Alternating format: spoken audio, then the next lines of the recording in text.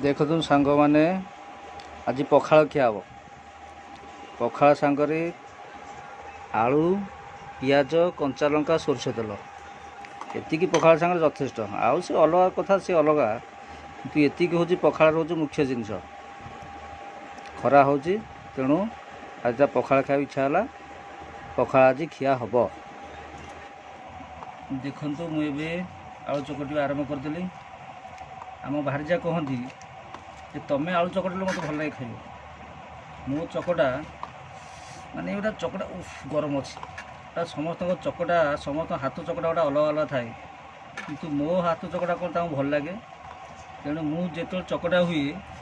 मुझे चकटा आरंभ करे गरम हो भारी ये खाଇବା आरंभ करदेवी देखिए केमती लगुच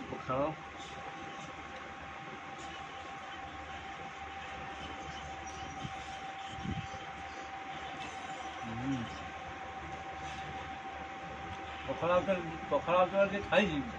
मजा आनी आप देखते मुझे गामुछा पिंधि किंतु गामुछा पिंधि खाइबार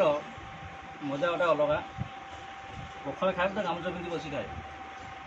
ये आम गाँ गहली स्टाइल जो मैंने पखाल खाती सकाल से जानते तार मजा।